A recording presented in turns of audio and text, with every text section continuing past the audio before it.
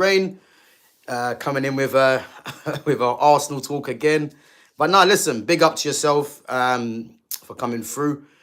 Guys, as always, as we know, make sure we smash that like button if you're enjoying the content. And make sure you guys, again, if you're new in here, make sure you sub to the channel each and every time.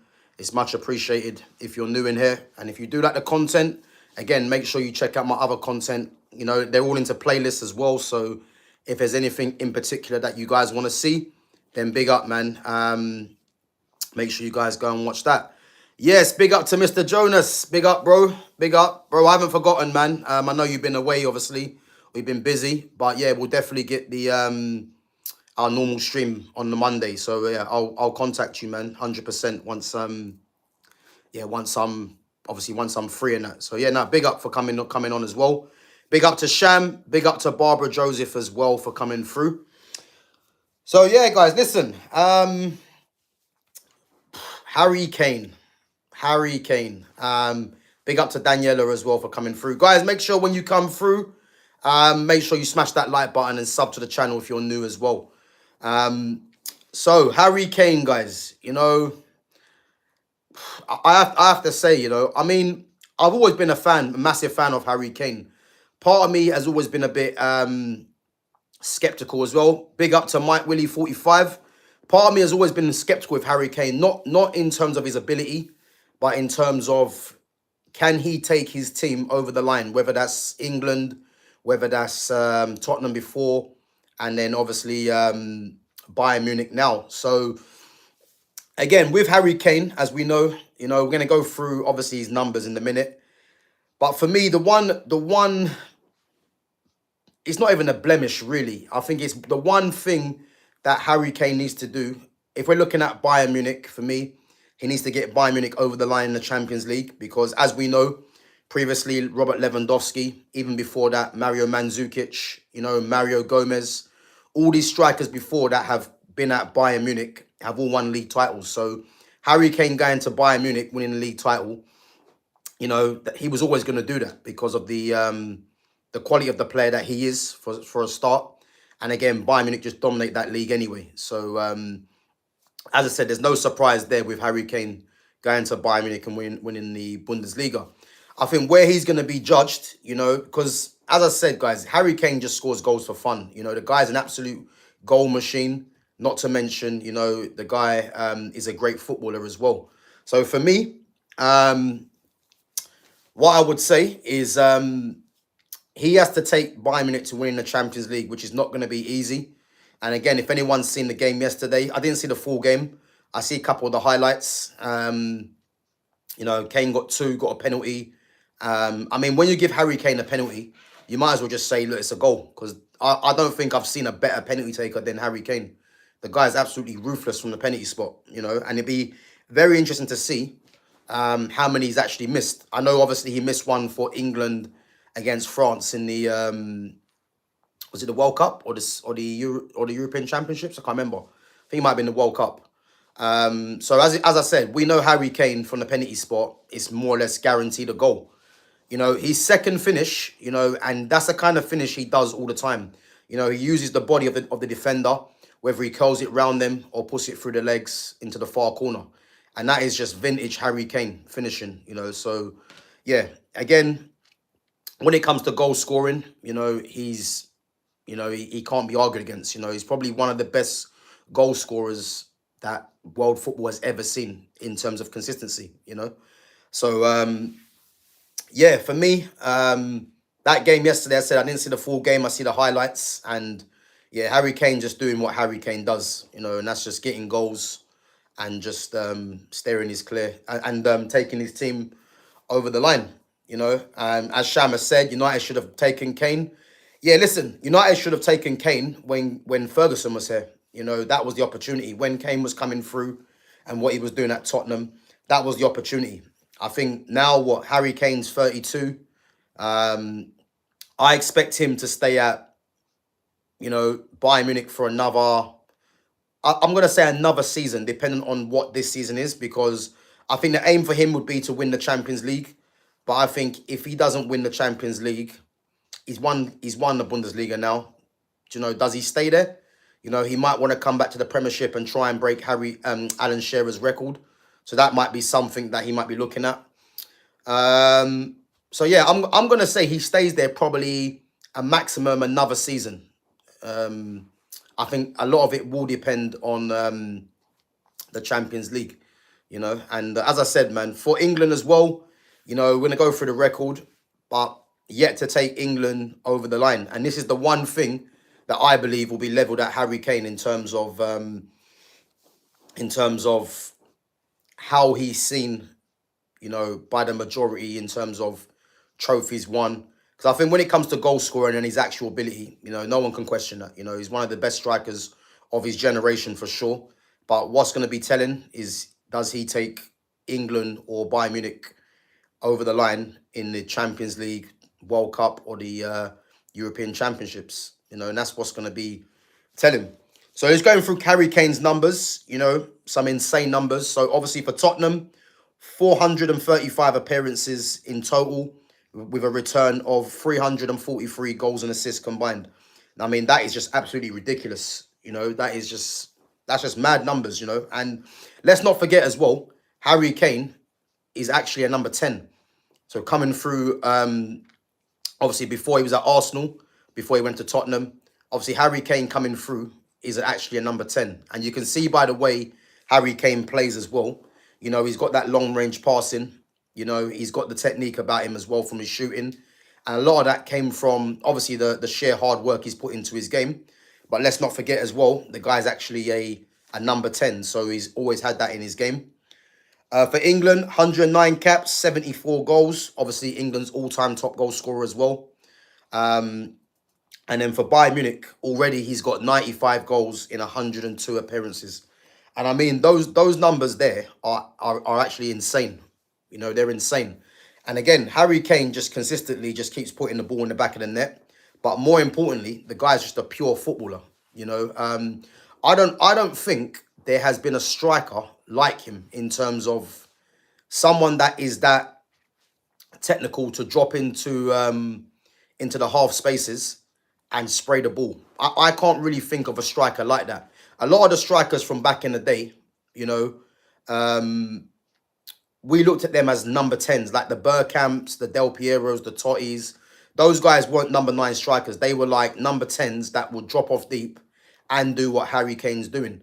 But Harry Kane is probably the closest player to being, you know,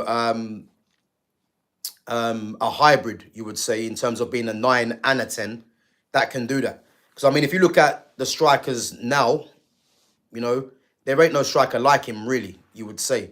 I mean, obviously, Lewandowski is more of a different player. Lewandowski is more of a fox in the box. You know, he's someone that is more on the end of things, you know, end of chances. And his game's more different. You know, he can hold the ball up. He's got a great touch. But he's more goal hungry, I would say. Whereas Harry Kane, you know, he can do either. He can do both. You know, he can drop off into the space. You know, he can create and he can score goals, you know. Then we look at Karim Benzema. I think Benzema, in terms of what Kane does, again, is a bit different. Benzema's talented. For me, Benzema's more talented than Harry Kane, but Benzema's one's a bit different. Benzema can drop off and link the play, but the thing is, Harry Kane's got the passing, and that's not Benzema's game. Benzema's game's more of the, you know, dropping off, using his strength, using his skill to create opportunities, whereas Harry Kane, again, can spray the ball, obviously, if he's got winning runners, but again, can be an absolute fox in the box as well.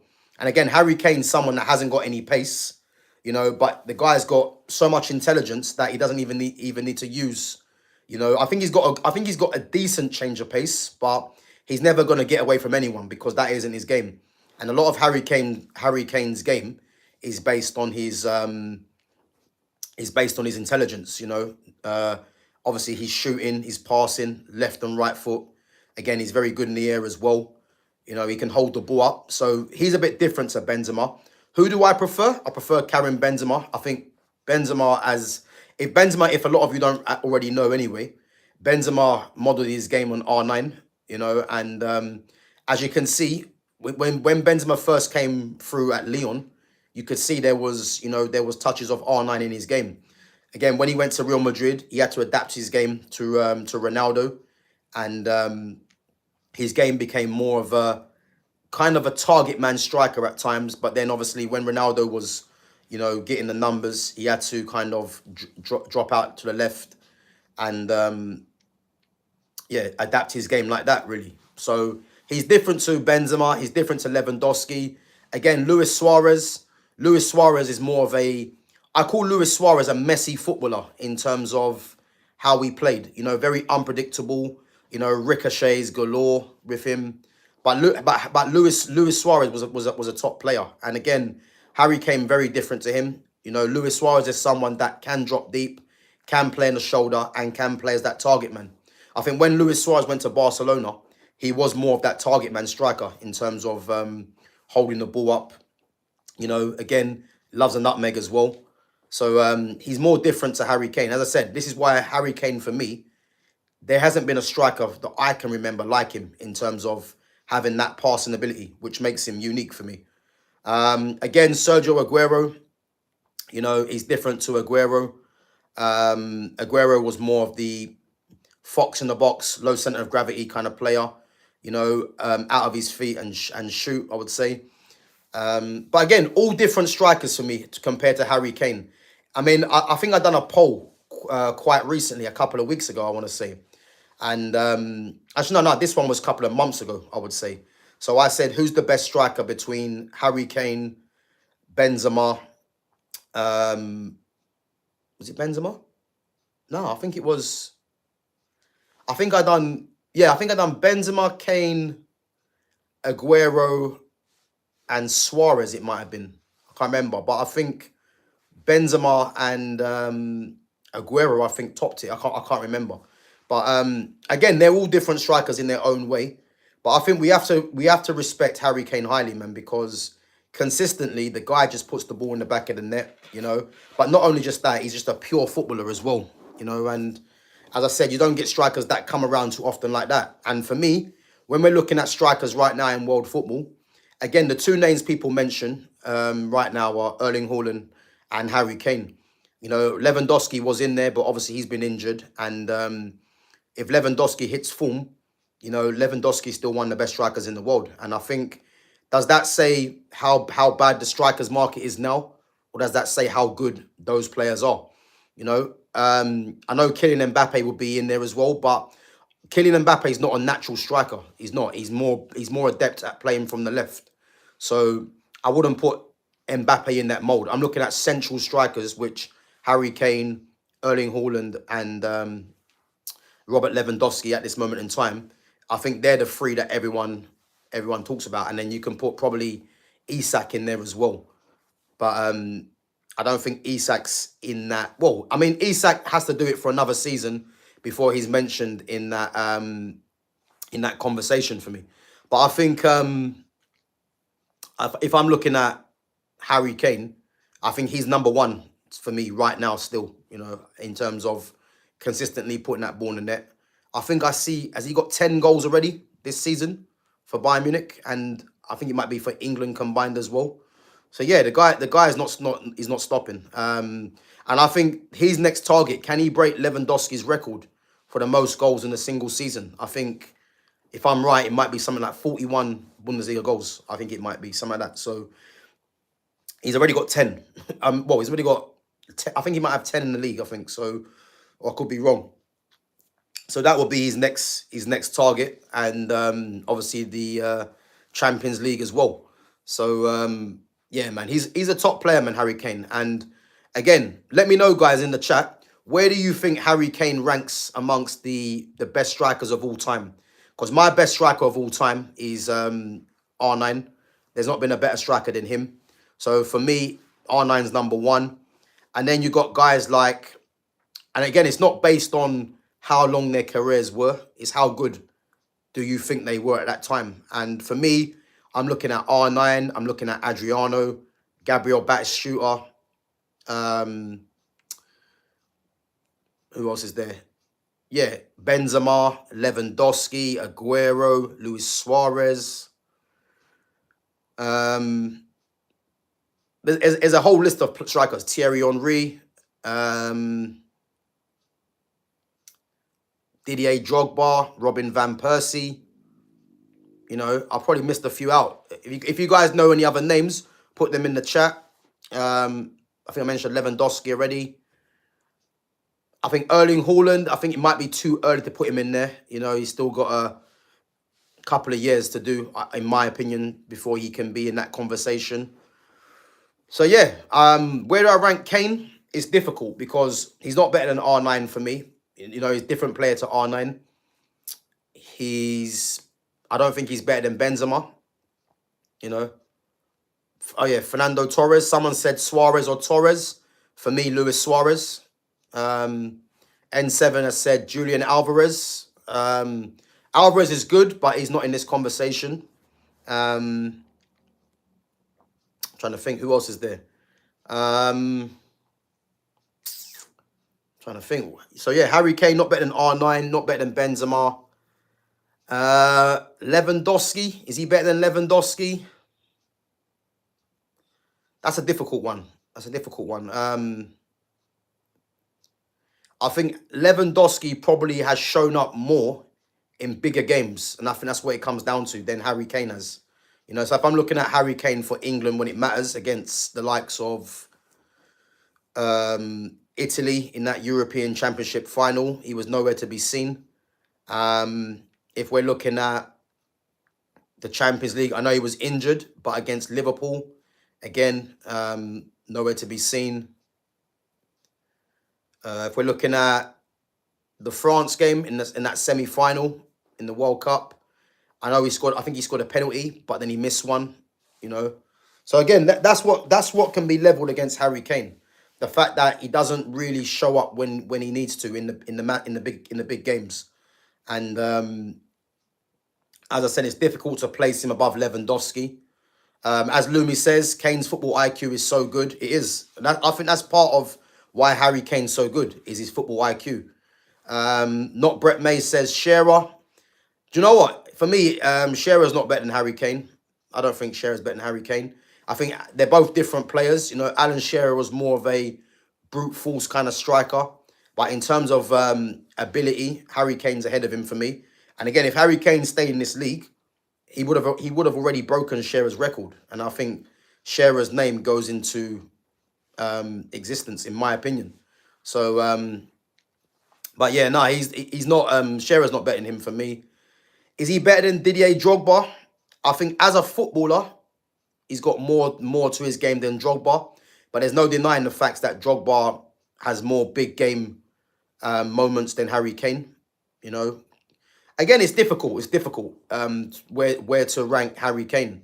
Again, do you guys think he's up there in terms of the top strikers in the world ever? You know, you got guys like Pippo Inzaghi, Hernan Crespo. You know, he's a much better footballer than Pippo Inzaghi for me. But again, Inzaghi, you know, was someone that did show up in the big games to decide matches as well. Crespo for me was a great player. Andrei Shevchenko as well.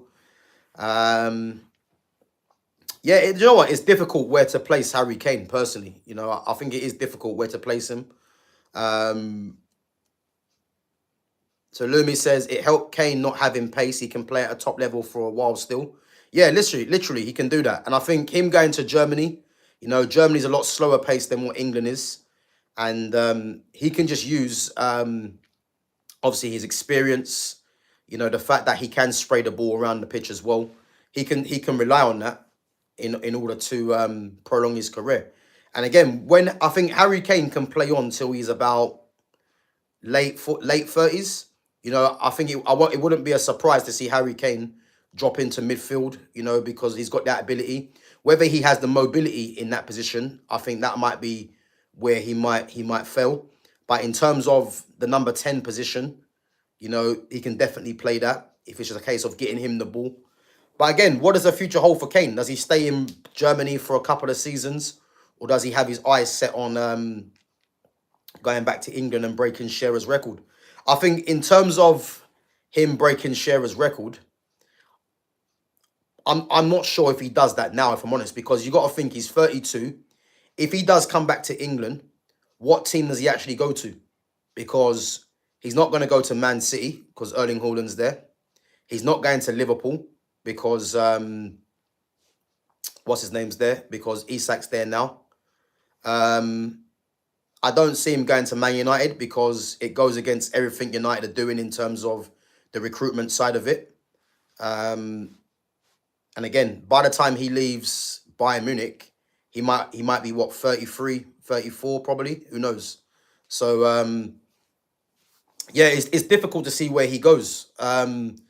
Newcastle, I mean, they've just signed Walter Marder. Vissa's there as well. You know, are they going to want to sign? Because there's no doubt in Harry Kane's ability and his goal scoring. But again, a lot of it is going to be based on his age. So Chelsea as well. You know, the Laps there, João Pedro. So again, Harry Kane coming back to England. I don't know if I see that because I don't really know who he goes to. Could he go back to Tottenham? Like I don't really know. It's difficult to say.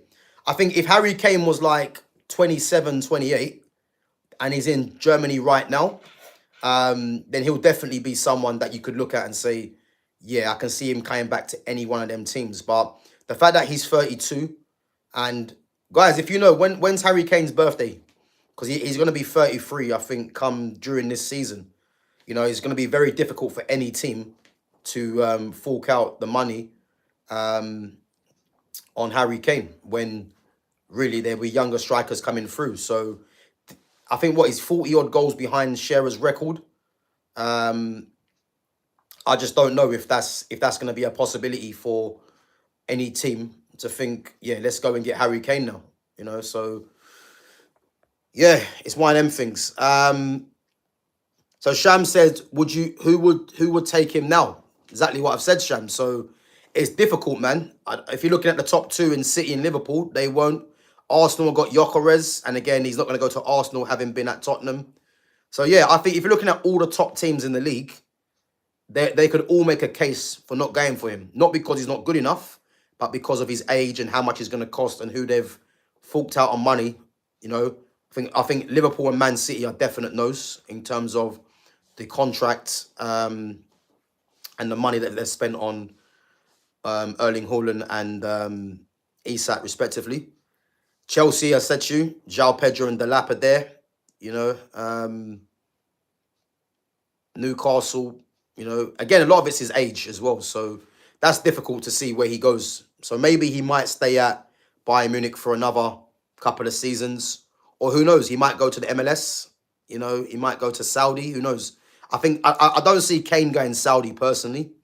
I think MLS might be a better move for him. You know, he might see that. But I think the Premiership now, I think his Harry Kane, of his Alan Shearer record trying to beat that, I think that's more or less done, I would say now, personally. You know? Mike Willie says, I think Kane is up there. I think because he's got a big move towards the older years of his career, he went under the radar. If he went to United or Bayern earlier in his years, he'd be seen as up there. Yeah, good comment, Mike. What I would say, I think for real fans of football that love their football, I think Harry Kane hasn't gone under the radar because I think Harry Kane's quality is there for all to see. You know, as I said, his finish yesterday against Chelsea, the second one, that was just a touch of brilliance. You know, that was Harry Kane in full control of what he's doing, because that finish he's done plenty of times before. So I just think he stayed at Tottenham for maybe too long. I think he was there for what, 12 years, you know, and obviously no trophies won. And now he's 32, you know, he's winning Bundesliga, which is to be expected. But his big thing for me would be trying to get Bayern Munich over the line in the Champions League. And I think that's something that's going to be the challenge. Do I see Bayern Munich winning the Champions League? I don't. I think they've got a good manager in Vincent Kompany. You know, they've got good players in, very good players in, you know, Harry Kane, Musiala, who's out injured. Michael Olise is a top player. Luis Diaz is a very good player. You know, Kimmich, Alphonso Davies is out injured. Upamecano, Neuer of experience. They have got some very good players, but I just don't know if they're going to have enough to beat the likes of a PSG, to beat the likes of a Real Madrid, Barcelona. I'm not too sure, because I think those teams there, probably along with Liverpool and City, you might put in there as well. I think they'll be the front runners for the Champions League. I don't think Bayern Munich will have what it takes to beat them teams over, whether it's over two legs, if they get to the latter stages. So yeah, that's what I think. But who knows, man? Who knows? Big up to Nick Fadley. Says Kane is one of my favourite strikers. Yeah, listen, man. Kane's a great, great, great player, man. He is. As I said, the only blemish for me for Harry Kane is, can he take, as I said, England and Bayern Munich over the line when it matters in the major competitions? And this is what's going to be levelled at him, in my opinion. But in terms of his goal scoring, his general footballing ability, you know what I mean? He can't be argued, man. So yeah, the Lap and Pedro are decent Premier League players, but will never be world class like Gyökeres and Havertz. Yeah, Lumi, listen, I think you're on the drink again. Gyökeres and Havertz are not world class. I'll tell you that for free. Out of all four of them players there, none of them are world class. I think they're all good players. I think João Pedro is a very good player. Liam Delap, I like Liam Delap, but again, he's still got to prove it. Kai Havertz, for me, I still see Kai Havertz as a number 10. Even though he is playing more as a forward now, but I still see him as a 10. Again, he's not world class. And Victor Gyökeres, for me, I just don't rate Gyökeres as a player. I think Gyökeres gets goals, but I think a lot of people's opinions with Gyökeres is based on the Portuguese league, which we know, isn't that much of a great league. Let's be honest. So his task, Gyökeres, is to be the difference maker for Arsenal in firing them to titles. And again, they've got Man City coming up on the weekend. And we know with Gyökeres, he doesn't score against the big teams. So again, his task on Sunday is to, help Arsenal, beat City, whether he gets a goal or plays a major role in them getting over the line against City. And this is what's going to be levelled at him. But for me, he's definitely not world class. None of them players there are world class. So yeah, Kane's turning 32 on the 28th of July. So now he's turning 33, I think, Sham. I think he's turning 33, I believe. If can anyone confirm that? I think Kane's 32 already. I think he's 32 already.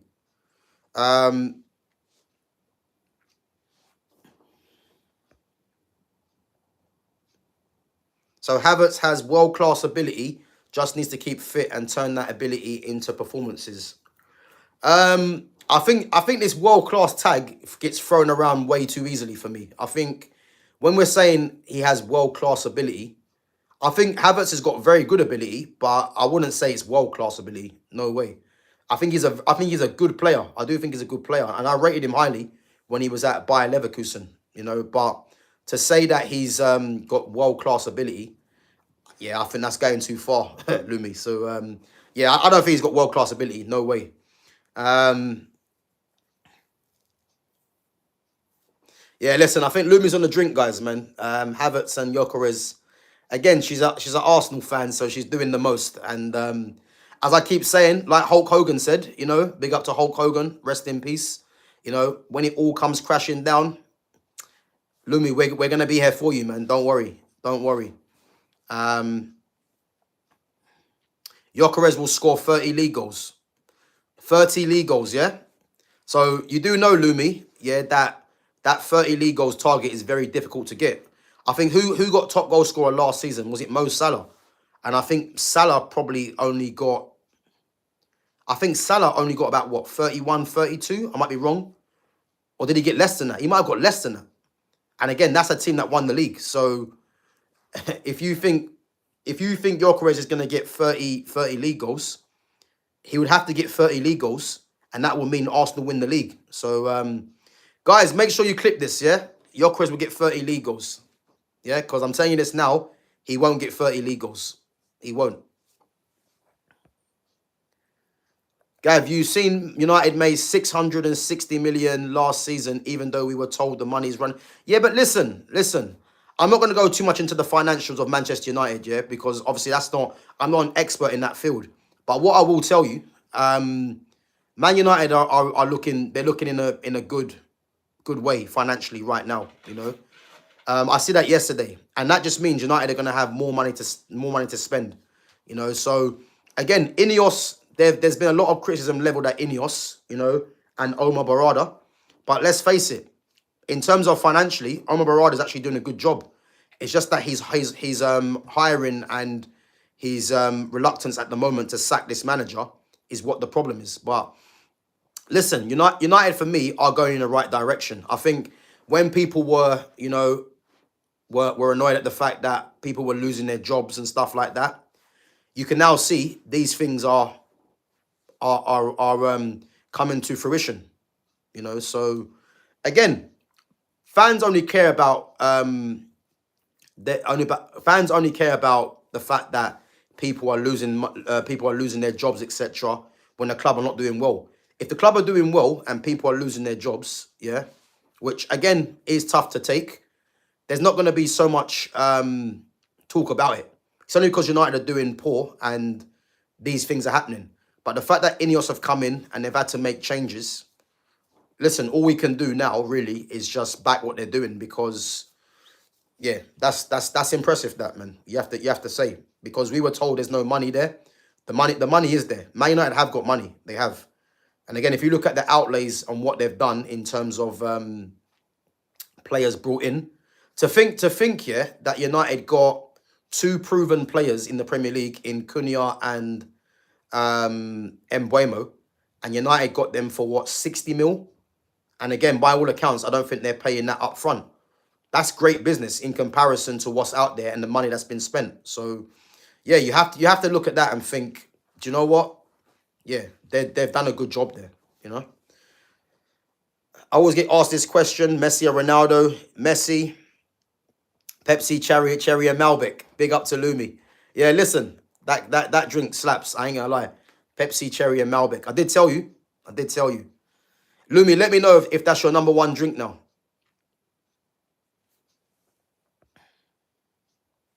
So Mike says, I don't think Gyökeres gets no more than 15 goals. Prem and Portuguese League, two different things.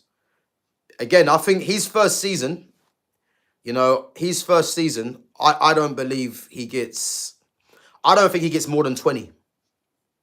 Because it's going to be difficult for him to get 20, in my opinion. I think, what's he on now? I think he's on 3. I think he's on 3 goals at the moment, yeah? So, what, 3 in 4 games. But I don't believe he gets 20. I don't believe, because you got to factor in, never know, he might pick up a few injuries, yeah, I don't think he gets more than 20. If he gets more than 20 or hits 20, he's had a very good season. But 30, I think, if we're looking at over the last couple of years, I think Salah and Haaland are the ones that have hit 30, I believe. So, and they've been in the league now for a couple, well, Salah's been there for a while. Haaland's now been there for a couple of seasons now as well. So that's not going to be easy to do. And again, those teams there have won league titles. So if Gyökeres does get 30 league goals, that means Arsenal would have won the title, in my opinion. So, yeah.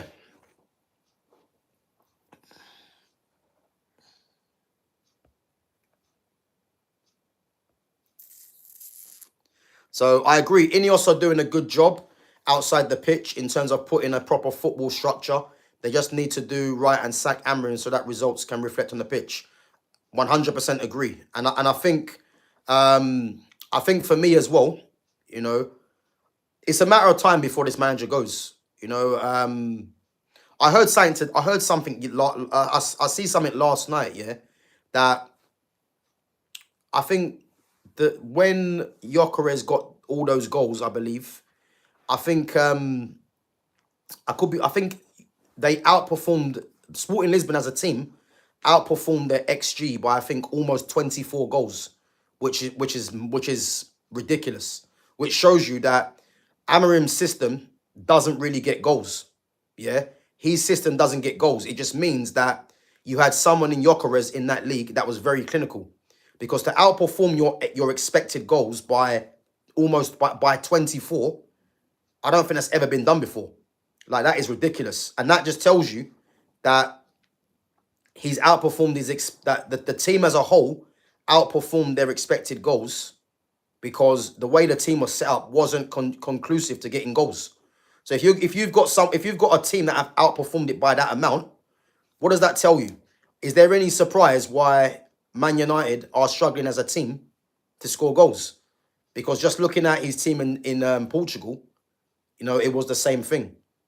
And you got a team that outperformed it by almost 24 goals, which shows you that the Gyökeres, who got the majority of the goals, it shows you that he was very clinical in that league. But again, coming to this league, it's going to be a different kettle of fish. So that's the thing. But again, I've said this to you guys yesterday. For me, he's got between the Sunderland and Brentford game before they pull the plug, in my opinion. Because what I can see happening, if he doesn't beat Chelsea, whether it's a loss or a draw, the Sunderland or the Brentford game, Brentford then Sunderland, I think will be the defining factor, because they're going to expect. Because remember, it's 3 games he's got. And again, guys, I did tell you this before this came out, that he's got 3 games. I did say before that they're going to give him between them games, because it's obvious. When you're getting beat by Man City the way they did, and it should have been more, when you're now going up against Chelsea, that's the first game. I believe if he beats Chelsea, that will give him a cushion somehow, in my opinion. But the Chelsea game, he needs to win, because I think if he doesn't win the Chelsea game, he's going to need to win either Sunderland or Brentford. And I think if they lose against Brentford, don't be surprised if they sack him. I think they want to sack him now, but I reckon they'd much prefer him to walk out, so they haven't got to give him the payout. But again, he's never going to do that. So I think he's got the maximum. I don't think he sees Liverpool, put it that way. I don't think he sees that game. I think the Sunderland game is where his race will be run, because I don't see him beating Chelsea. And Sunderland and Brentford away, we just see Brentford get a draw against Chelsea, so that won't be easy. And Sunderland at home, who knows? He might not even make that game. So they've given him 3 games, and that's exactly what I said. I think the Chelsea game, he won't be sacked regardless of what happens. It's the games where you're expected to win against Sunderland and Brentford, which they'll pull the plug for me. So, yeah. Yeah, big up to Lumi, saying it's been hard to drink anything else since trying it. Lumi, are you being serious? Are you just are you trolling? Let me know what you think about that drink, because I think you're trolling. It's been hard to drink anything else since trying it. Yeah, I think she's trolling, guys. Big up to Rishi Shaw as well. Big up for coming on.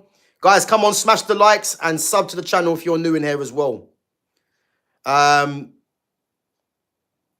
Yeah, listen, Sham, man. That I was gonna say that, man. She must be on the drink now, because yeah, to say Havertz and Gyökeres are world class,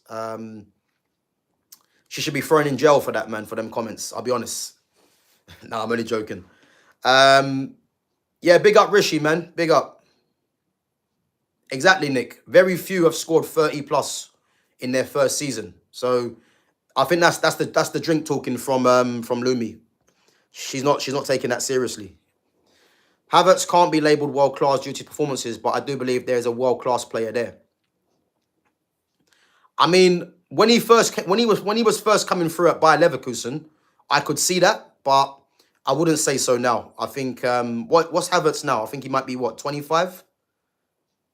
Yeah, I don't think so. I don't think so. As I said, I think he's a good player, but not world class for me.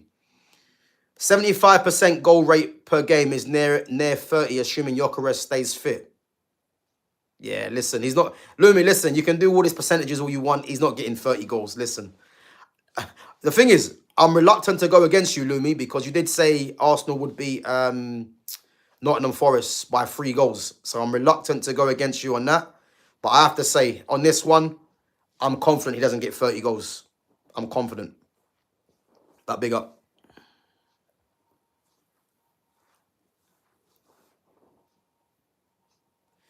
So Mike says, yeah, you're right. If you actually look at the metrics in the Portuguese league, they outperform their expected goals by 25. He mostly depends on Gyökeres and how poor the league is. Perfect, Mike. Exactly. And guys, if you're not aware of this, as a Man United fan, I suggest you actually pay attention to that. Yeah. When people were saying that, when you've got a team that outperforms their expected goals by 25, I don't think people realize how mad that is. I don't think that's ever been done. Because as we know, expected goals are based on how the team's performing and what their expectance of goals are. So if you've got a team and someone in Gyökeres that have outperformed that by 25 goals, that just tells you that this whole system is flawed in the first place. That's what it tells you. Because to perform it by that amount is crazy. That's mad. Again, if anyone knows if that's been done before, then let me know. Because I've never seen a margin like that ever from my years of watching football. So that would tell you that his teams are not set up to get goals, really. It's just that he had a goal scorer in Gyökeres who was just mad clinical. So that's what it tells you. So when we're seeing Man United now, not really scoring goals, is there a surprise? There's no surprise, really. And that is Ruben Amorim's system.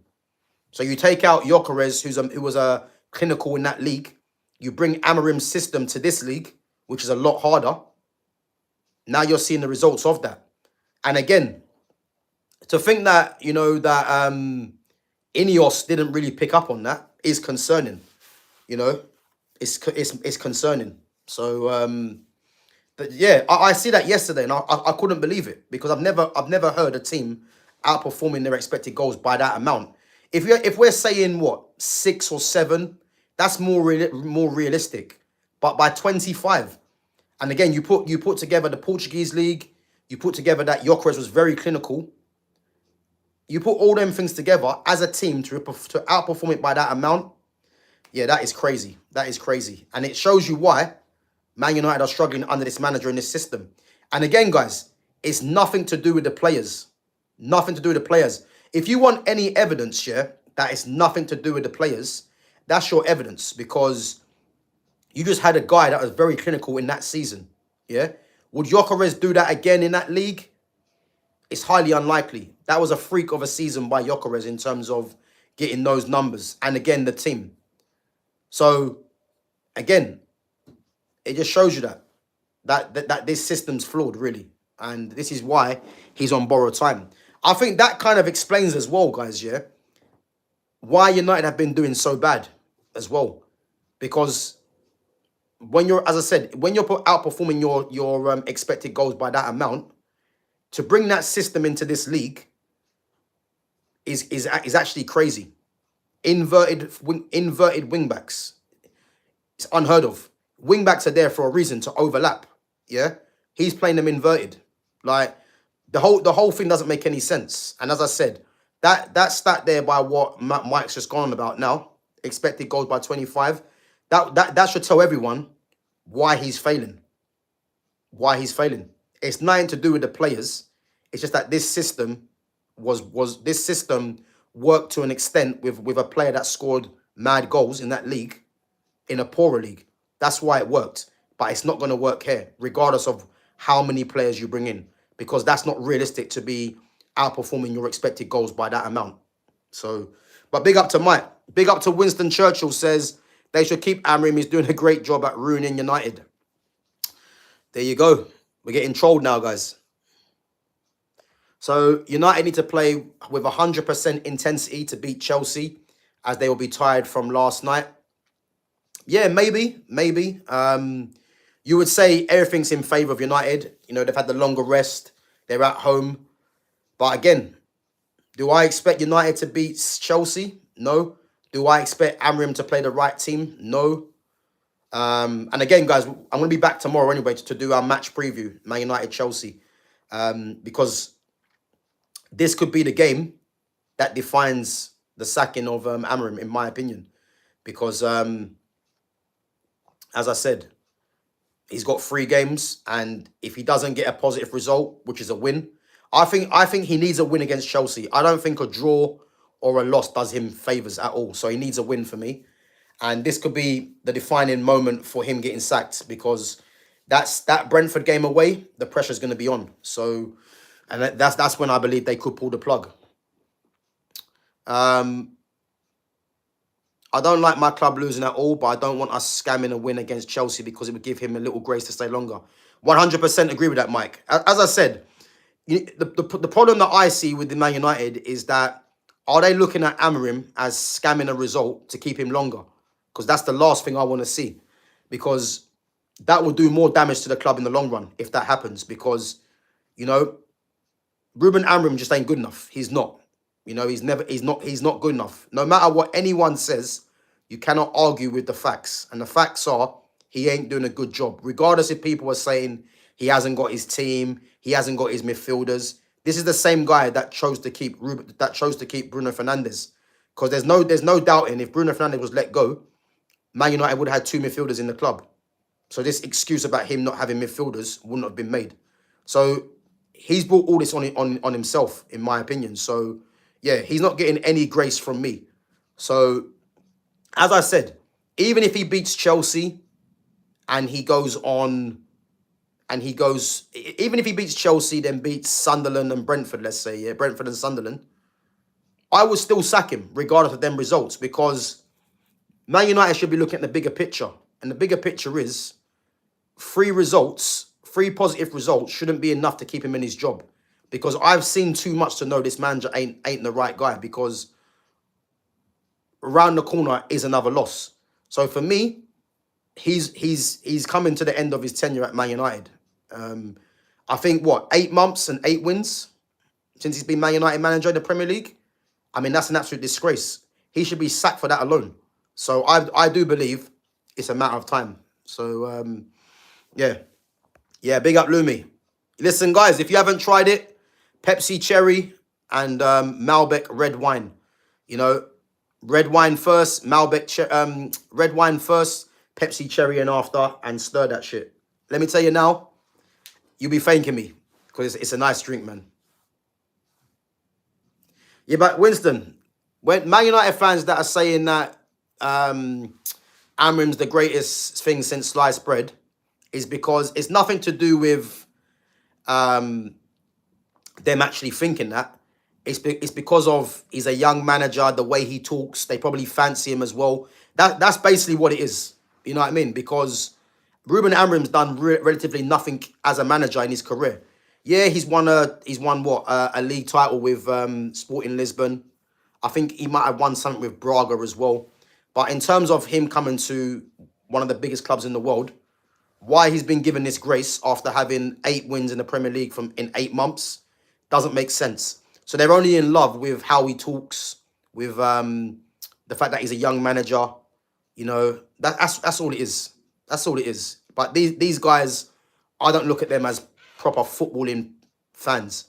They're just they're more fans of the manager rather than the club, because he's done more damage to this club, Ruben Amorim, right now than what Ten Hag did, and Ten Hag was a disgrace in the end. So let that sink in.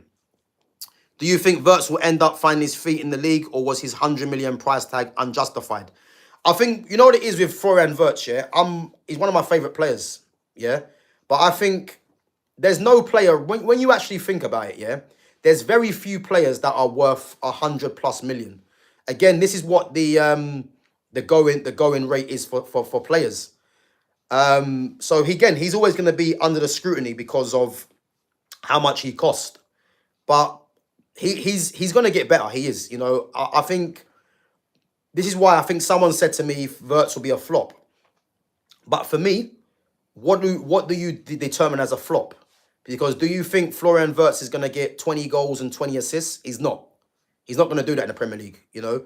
But I think what he's going to do, he's going to provide moments for Liverpool when the games are tight, you know, where you need a bit of quality. And I think that's what he's going to do.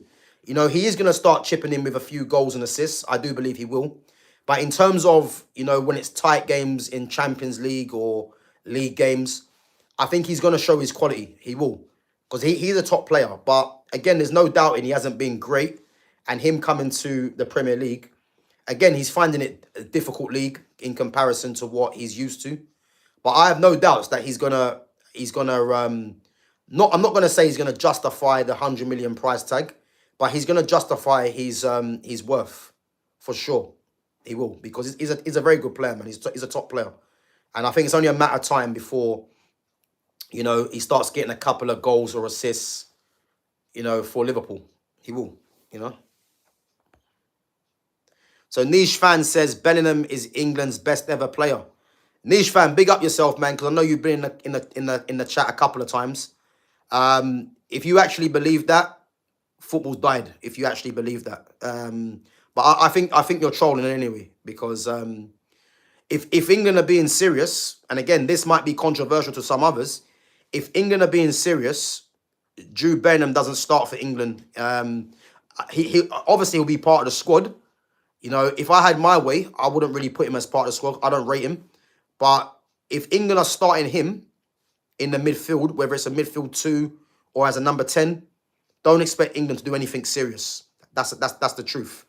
Because there's better central midfielders than him in that squad, and there's better number 10s. So, again, if Jude Bellingham starts for England in the World Cup, don't expect England to do anything serious. So, yeah. So look at that. So Porto outperformed their expected goals by 5 in the same season, but yet you've got Sporting Lisbon doing it by 25, which again shows you everything. If it was by 5, Sporting Lisbon, you'd be like, do you know what? Fair enough. You know what I mean? But 25 just shows that it's a freak season, and you had a guy that was just mad clinical. So that's the thing. People keep saying the stats say we are better, but I don't buy it, Gav. Yeah, listen, people that live by stats, Mike, yeah, it just shows you that they're not really interested in football, because stats should never be something as you're looking at. I can't stand people that look at players purely because of stats. I've never been of that mindset, and I never will be. When I look at Lamine Yamal as being the best player in the world, the first thing I look at is his quality, not stats. Stats should be used as a bonus, but a lot of people use stats as the defining factor, and for me, I'm never going to do that. So yeah, I just people that do that, they're not really interested in football, really.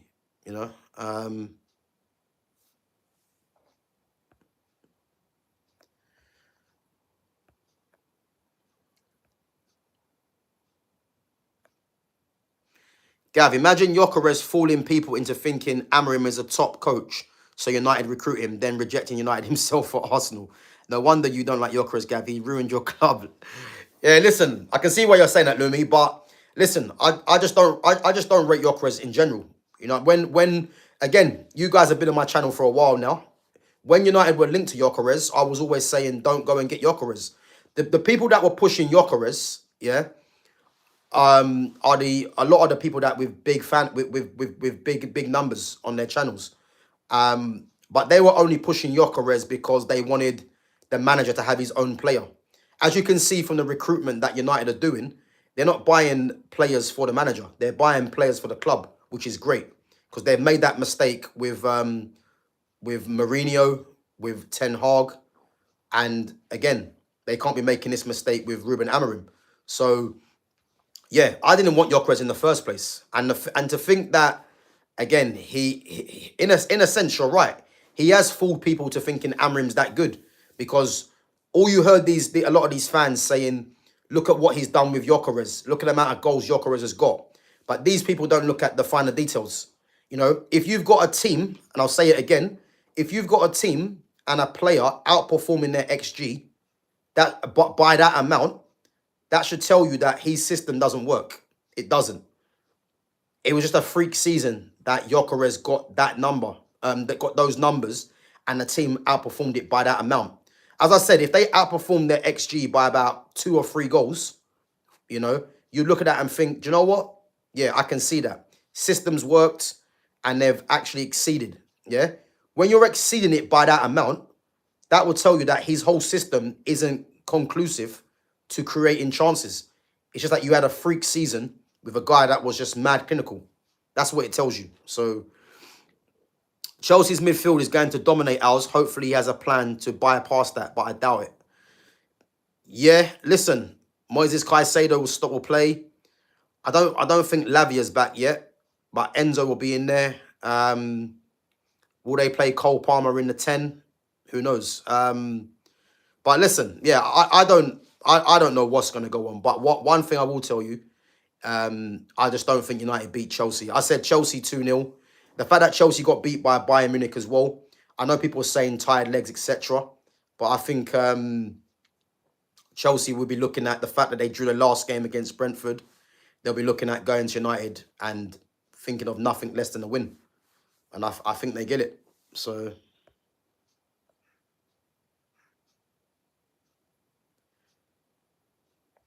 So on paper, you're not though. Name 3 players that would get into any top 6 team. You've got none. All United have done is overpay for very, very average players.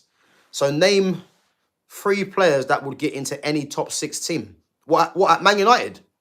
Okay. Matthias de Ligt, Lenny Yoro. That's 2 already.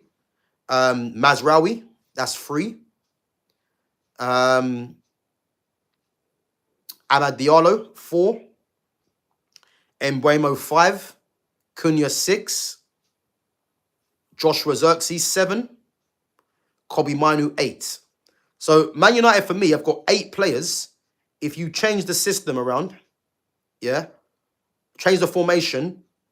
If we're saying starting to start or to be part of the squad and compete for a place, for me, they've got about 8 players. So again, Winston, man, I disagree. I think the fact that people are looking at Man United don't have players that get into the top 6 team just tells you how bad Ruben Amorim is, because he's made people think that's the case. You know, you change to a 4-2-3-1 or a 4-3-3. As I said, De Ligt and Yoro, Mazraoui, you know, Dorgu question mark at the moment, even though I think he will be good enough in the future. Kobe in a different system can get into a top 6 team. Ahmad definitely, Zirkzee definitely, and Mbeumo and Cunha definitely. So yeah, they've got about 8 players for me, Man United, that can get into a top 6 team. There's no doubt about that. I think people need to just ignore this system, because this system is making everyone look bad.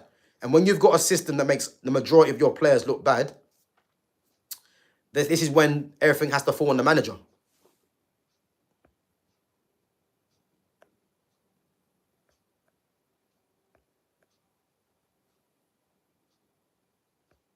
Yeah, listen, Amorim's not winning anything, man. Nah, listen, Winston, I disagree with that, man. I disagree. So Winston says, I'm sorry, but United need to realise no top manager will touch United. It's the poison chalice in football. I disagree. I think Man United have made a blunder over the recent years of the managers, of hiring certain managers. Again, and I'll say this again, Louis van Gaal should never have been sacked. Louis van Gaal was building something at Man United, but as we know, United got too impatient and decided to sack Louis van Gaal. But Louis van Gaal shouldn't have gone anywhere. Yeah, he's one of the main reasons that United was starting to play good football. You know, he had the youth team playing in the same vein as well, and United just got too excited and sacked him. You know, they see Jose Mourinho and thought we need to get rid of him and bring in Mourinho. So yeah, it's not a poison chalice, as I said. I think the next appointment by Ineos, again, their first appointments were Ruben Amorim. They've clearly got it wrong. I think next manager, they can't afford to get it wrong, and I believe they won't. You know, I think, you know, Amorim was brought in because, you know, there was a huge fanfare around him. But you can clearly see that Amorim's not the guy. He's not. Right, guys, I'm going to go through a few more of your questions before we wrap up. Big up yourselves. Niche fan says, love you, Gav, but I do believe Bainham is the best. He has everything. The complete footballer. Height, strength, awareness, speed, skill, leadership, aura, everything. Yeah, listen, Niche fan, listen. Everyone's entitled to their opinion, but I massively disagree with that. You know, I think Bellingham, for me, he signals everything that is wrong with football today. You know, because for a start, you know, you've got You've got England, Real Madrid at times playing him as a number 10, which is an absolute disdain to football. The fact that he's at Real Madrid, he's only at Real Madrid because of his PR for me. Because let's be honest with you, yeah, Jude Bellingham isn't your archetype kind of Real Madrid player. He isn't.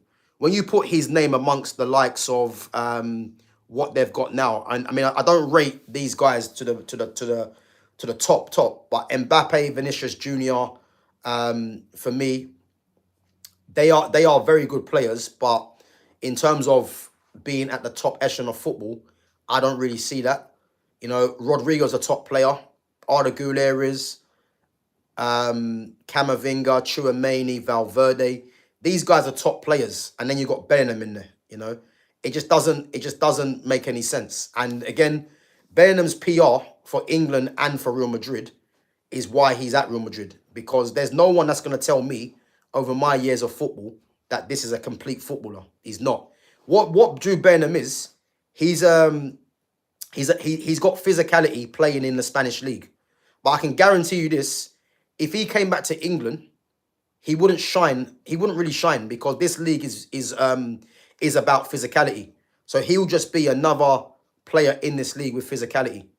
You know, that's all it is. And again, people that think he's a complete footballer, again, everyone's entitled to their own opinion, but that just shows me that, you know, you've not really seen football. You haven't really seen football, because that is just crazy. You know, I had a friend, yeah. I said I had a friend.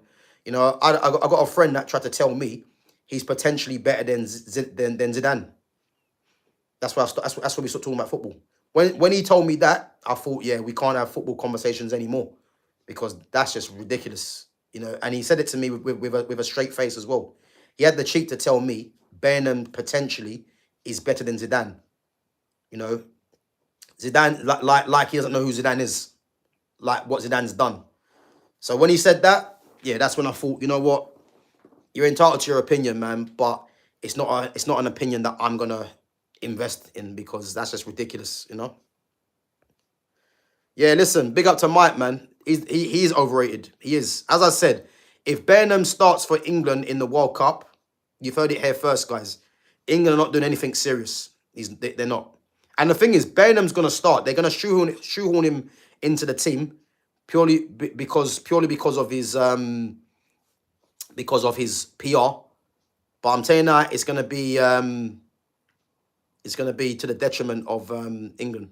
Even though I don't think England win the World Cup anyway, but with him in there, they're further away. Put it that way. So Mike says, Winston, Ahmad, Kobe, De Ligt, Euro, Xerxes, that's not even our new signings. There you go. There you go. Exactly what I said. I think a lot of people are looking at Man United in this 3-4-2-1, and they're thinking that a lot of the players can't get into the top 6 teams, which is not true. If we're looking at, as I say, starters, that might be more difficult. But if we're looking at being part of the squad, then there's 8 players there that can be part of a top 6 team. They can. There's no one that's going to tell me otherwise. Kobe is rumoured to be joining Newcastle in January. Now, listen, Kobe's not going anywhere. He's not. He's not.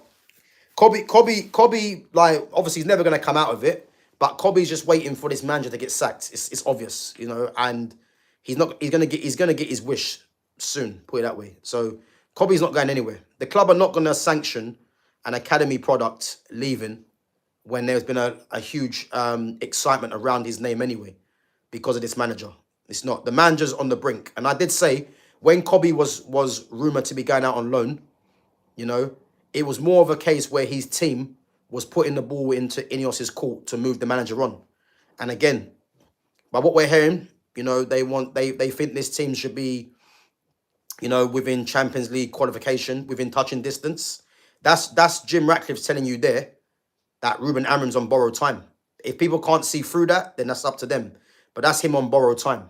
I can guarantee you that. Because he probably knows under this manager, they're not really going to get that. But he's given Amorim a chance. And as I said, 3 games, Chelsea, Brentford, and Sunderland. This is when I expect the plug to be pulled on Ruben Amorim. And thank God for that. But guys, listen up. Big up yourselves for coming through each and every time. Again, if you haven't subbed to the channel, make sure you do if you're new in here. Again, if you haven't smashed that like button either, make sure you smash that like button. Big up to each and every one of you. Big up to all the mods for coming in as well, as usual. So yeah, big up to all you guys contributing to the channel daily. Much appreciated. I'm going to be back, guys, possibly tomorrow. I might be back tonight. I'm not sure yet, but I might do a match reaction to the Barcelona and Newcastle game. I'm not sure. So yeah, keep an eye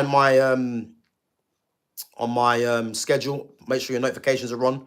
I might be back. I'm not sure. I doubt it, but I'll let you guys know if you are. Well, keep an eye on the notifications on the schedule to see if I go live. But yeah, should be back tomorrow at the same time, 11:30, for the Man United versus Chelsea match preview. So yeah, make sure you guys are following that. And guys, again, make sure you guys check out Sarcasm City TV. So I was on the Flawless's channel the other day on Monday. So yeah, make sure you guys check out that stream. Obviously, I was on there with a few other people on there as well. So yeah, if you guys get a chance, check out Sarcasm City TV, the stream on Monday with myself on there. And yeah, look, some good discussions about Amarim, about Man United. So yeah, give that a check and let us know what you think, obviously, yeah. But yeah, no, much appreciate you guys coming on, as always, contributing to the channel. But yeah, I'm gonna be back maybe tonight, but definitely tomorrow. So yeah, as I said, make sure you guys keep an eye on the schedule. And as I said, yeah, I'll catch you guys in a bit. Have a good Thursday. Take it easy.